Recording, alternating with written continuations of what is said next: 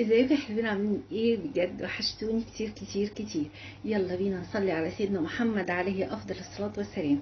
اللهم صل وسلم وبارك على سيدنا محمد وعلى اله وصحبه اجمعين. النهارده هنعمل مع بعض ايه؟ الكشري المصري.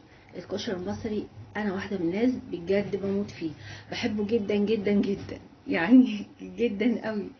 بصوا، هنعمله زي بالظبط الكشري اللي ممكن ناكله بره، بس حاجه كمان احلى واحلى.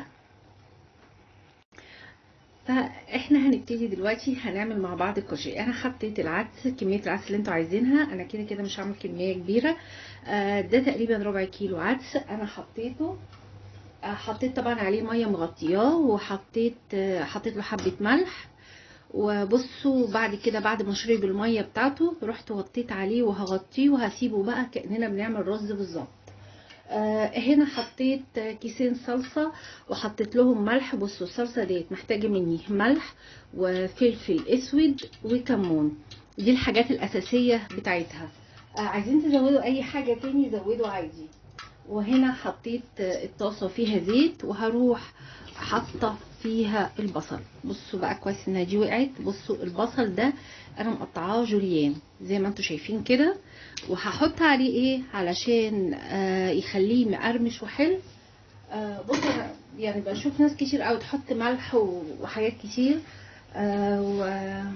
وفي بيحطوا نشا، لكن انا لا. انا بصوا بحط ملح وخل. لا، ما بحطش ملح، سوري. انا بحط خل.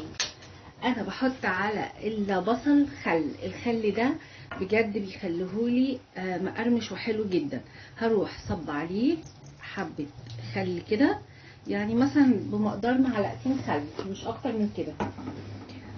احنا هنعمل الكشري ده ان شاء الله وبطريقه سريعه جدا، بس تعملوا الخطوات اللي انا قلت لكم عليها. الاول بنحط الصلصه او نعصر الطماطم اللي يعجبكم. بنحط الصلصه نحطها على النار، معاها معلقتين زيت، معاها التوابل اللي تناسبكم. انا بحب احط كمان مع الصلصه زعتر. تقولوا لي ليه؟ انا بجد بحبها كده. هنا العدس انا مغطيه عليه دلوقتي وهغطيه وهسيبه على نار هاديه جدا، واطي خالص، زي كأننا بنعمل الرز، وهسيبه لحد ما يكمل سواه. وهنا على العين ديت حطيت الطاسه وعليه وفيها البصل المتقطع جوليان، وحطيت عليها بتاع 4 معالق خل كده. وبس. طبعا هقعد اقلب فيها. ناقص ايه كده؟ ناقص عندي المكرونه وناقص عندي الرز. هنعملهم حالا وبسرعه. الكشري ده هيخلص في مسافه نص ساعه بالظبط. بصوا بقى يا جماعه، انا حطيت هنا ميه المكرونه، انا مش هغليها. هي الميه مجرد ان انا احطها على النار، يعني بقالها بالظبط دقيقه، ما غليتش مني. بروح حاطه معلقتين ملح صغيرين، وبعدين هروح جايبه بقى المكرونه بتاعتي وحطاها. انا هستعمل ايه؟ هستعمل مكرونه اسباجيتي، وعندي كمان مكرونه. بصوا المفروض المكرونه التانية دي تكون صغيره، بس للاسف انا ما لقيتش عندي مكرونه صغيره فحطيت دي، بس المستحسن انها تكون صغيره. دي مش بتبقى تمام يعني حلوه، بس يعني فاهمين. طبعا شكل الكشري المصري بتاعنا بتبقى المكرونه الصغيره.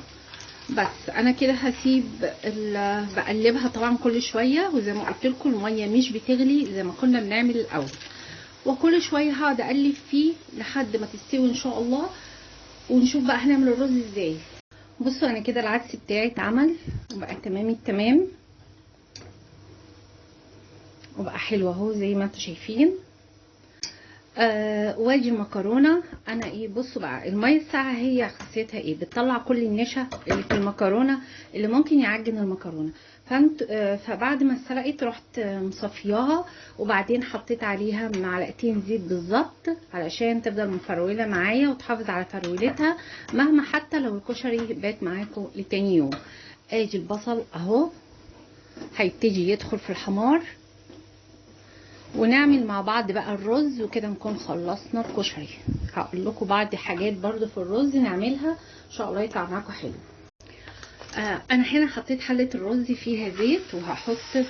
بصوا الرز بيبقى حلو فعلا بالشعريه كتير، كل ما كتروا الشعريه فعلا الرز بيديكم نتيجه حلوه جدا جدا. بصوا، هقعد اقلب الشعريه لحد ما تتحمر، وهتبه بقى ايه للبصله لانها خلاص هتدخل في الحمار، وهقول لكم نصفيها من الزيت ازاي. زائد اننا إيه كمان نحطها على ايه بحيث انها تشرب الزيت اللي فيها عشان تطلع مقرمشه وجميله. شايفين لون البصل جميل ازاي؟ بصوا احنا عملنا ايه بعد ما حمرناه، عيناه بمصفى كده او اي حاجه نشيله بيها من الطاسه، وبعد كده حطيناه على ورق ابيض، وبعد كده هنفضيه في العلبه. دي اول حاجه البصل. هوريكم بقى الدقه هنعملها ازاي دلوقتي.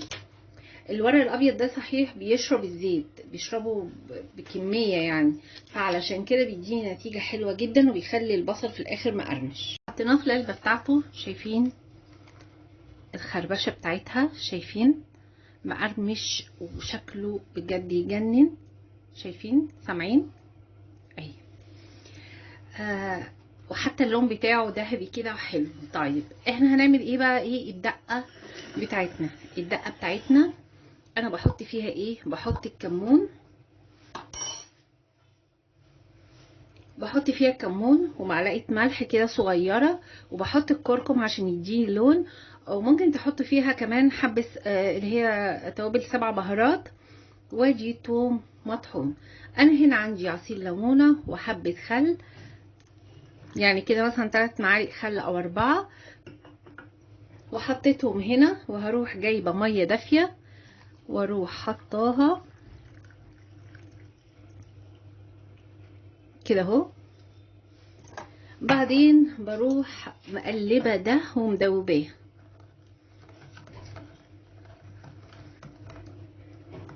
بقعد اقلب فيه لحد ما يدوب خالص، وبعدين كمان بدوق الملح بتاعه.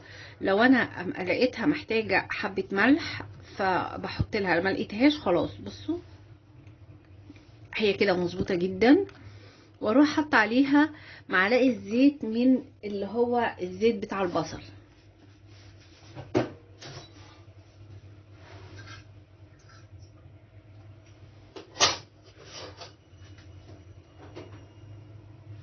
ده بيديها طعم ومذاق حلو جدا. هنحضر دلوقتي الشطه وهوريكم بتعملي ازاي. بصوا احنا جبنا كده علبه ليها غطا وحطينا فيها حبه شطه، طبعا كل واحد يحط قد ما هو عايز.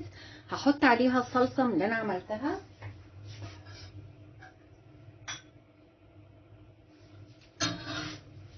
وبعدين هروح حاطه معلقتين زيت من بتاع الكشري،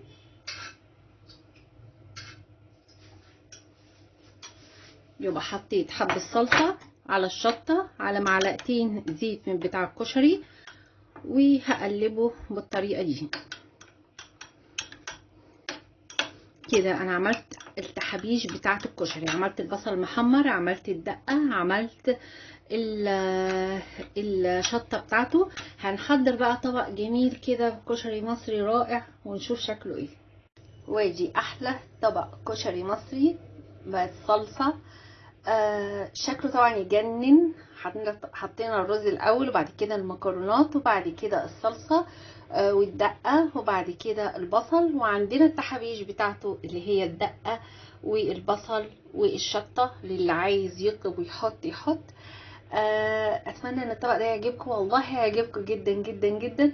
بصوا بجد الطعم ولا كشري التحرير، طعمه يجنن يجنن يجنن.